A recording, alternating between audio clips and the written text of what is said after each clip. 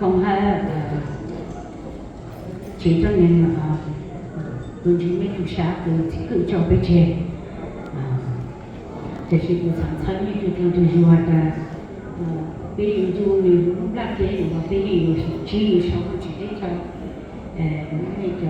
bây giờ brothers and sisters cho cô chỉ có một church là tôi cũng biết là church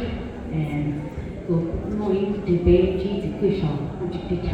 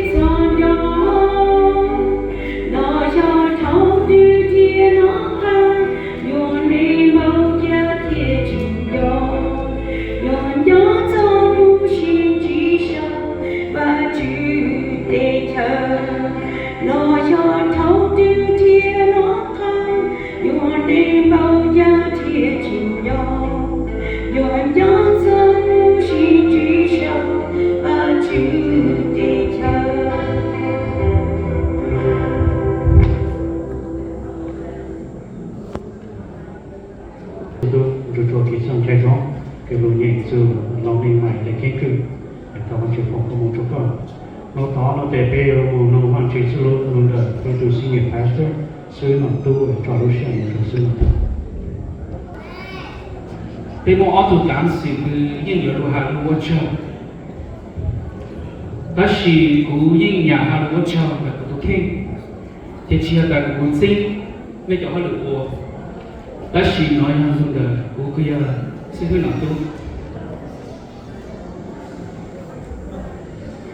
sự thay của bạn chỉ cho từ cứ bạn chỉ cứ mua cái lưu cho từ bé số lên số từ hai cuộc sống cho bây giờ khoa à cho sư hư mong sự cho thầy cho bây giờ khoa chữ sen cho nọ chịu cho cứ đi cho nên rằng cho phong như cứ tốt lẽ ha cho nó về cô cháu chuẩn bị số lên số từ cứ tốt nữa cô cháu dù bên đây First Monk Missionary Alliance Church dù lúc trong sự là ha bên funeral director cho là so ha cứ thay sở chúa cứ hiện chạy giống hơn ha ở tụ cảm sự cứ cái cho lòng là chinh hơn ha cái cho lòng cái tiếng thọ bên sáng dù bên chế nên cứ buồn chùa chế nên blue chế to chế po chế trong chỉ còn ok如我们讲每只家嘞但是mình就准备就去做用个内买呵你要备就个去做路的结束去到路的mấy cáiตัวรู้ฮะไม่ไงเนี่ยกันซะตัวปังไปเอรุ่งจังเด็กปีบุจุขสาวไอ้ที่ก่อนได้หนูอย่าไปจะโอนนิ่งสิโลละไปอยู่ในจังจีมอนหนอกูมอนหนอย่าให้มอคือจอมตุ้งดีจะไปเป็นจริงฮะchính định quân rồi bây giờ là nên mà ha được nhiều ya mà nói ấy mà cứ chọn đúng đi hình cho bé ta xí thầu sai mẹ số nên số tụ luôn chân mẹ dùng để cho nó cứ chỉ thầu mà đủ nên số tụ luôn chân mua cứ chữ là nó mua bình xí ô tao ấy thọ cho cam cho bé lúc xí còn kề lúc xí sao ấy giờ bây chỉ một con mộng là cha bây tụ văn chữ cứ một con mộng phòng con chỗ mộng cho mẹ số lên số tụ nè còn mẹ muốn nó chỉ tăng nam chỉ tụ hai用gì cái cam sang rồi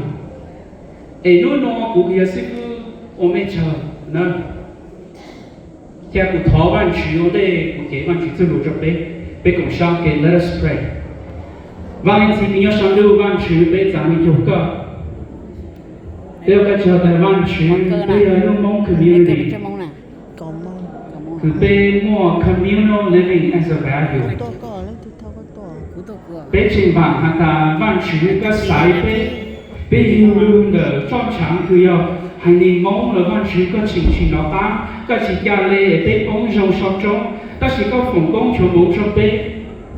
bây tôi chỉ luôn nhai luôn nhau lúc chờ bạn nên bây chỉ nó bán cái sản gì văn chữ bây thay lúa cái chả bây tôi văn chữ giờ tôi cứ văn chữ cứ mua kể luôn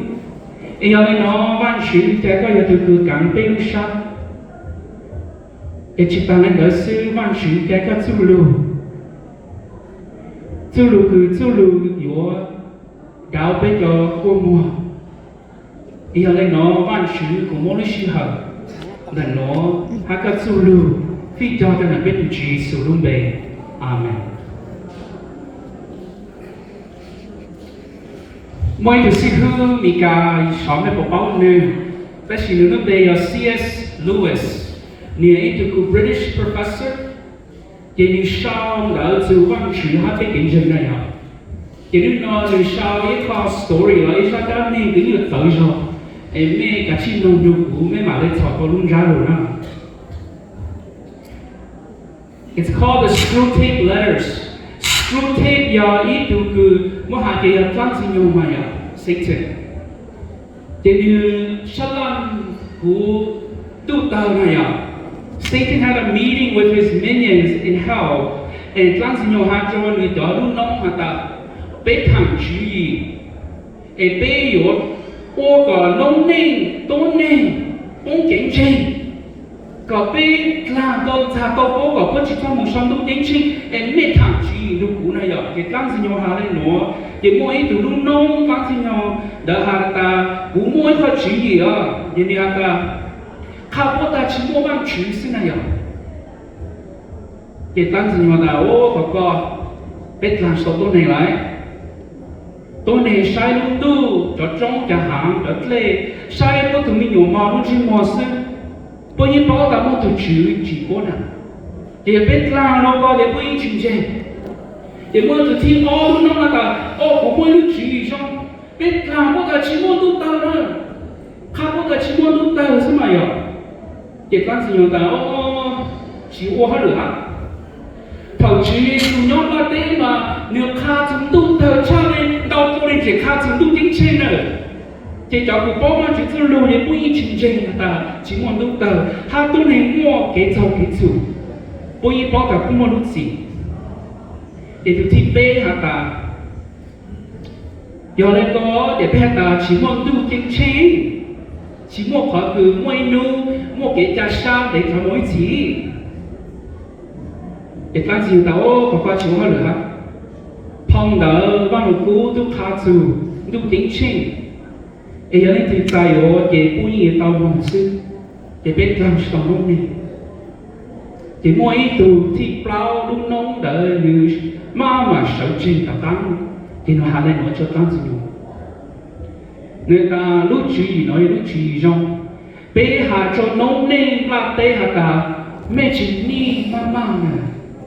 there's no need to hurry in jail mẹ chỉ thao mama in jail chỉ chỗ gì cả chỉ tăng gì nhung nhạc còn nó người ta lúc chỉ có mà有好人啊他农那个哦一摸万起嘛是那只都你弄起mẹ chỉ chỗ gì hả chỉ thao弄起còn nó有我说过，我不论你花钱，我这样个接着办事。còn nó有我说过，我论你 comfortable， 我不到上。còn nó有 distract 我，我只操30万去。còn nó有我过米个他 no sense of urgency， 只莫考个够杀路万去用这。所以我喜欢nó lu cho giả bây giờ nó này bây giờ chúng ta dù từ những chúa như kế sáng bây giờ lại tao hát có gì lắng xin nhau kế sáng cho bé chờ cho bé mà chỉ cho bé ta cú hát có mẹ chỉ đi mang mang muốn gì giờ mẹ nào mẹ chỉ chơi nó mẹ giờ mình nhổ mẹ chỉ chúa xí hả mẹ thế chỉ rất thơ mẹ chỉ lô ra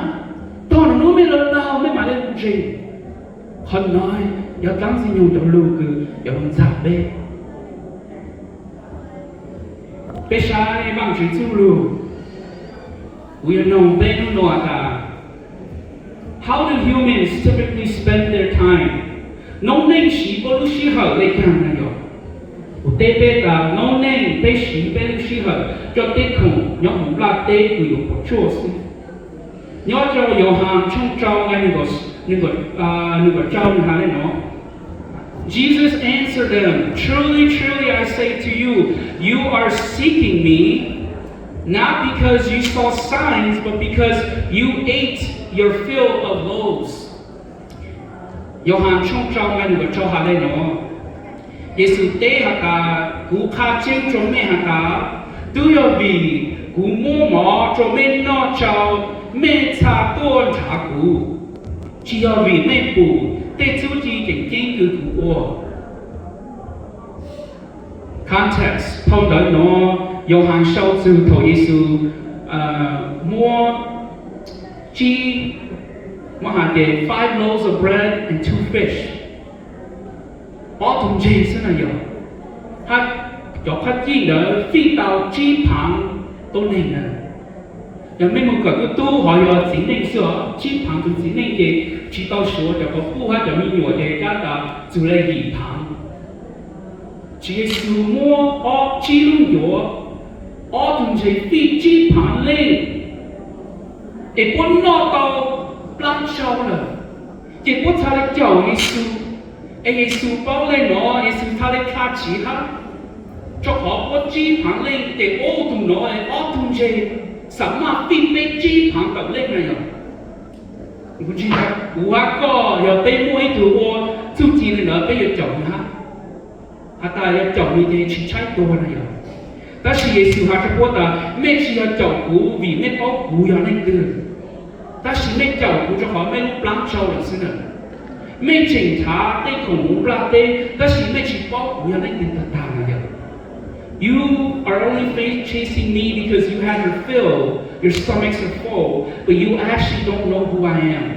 That's what Jesus said to those 5,000 he fed.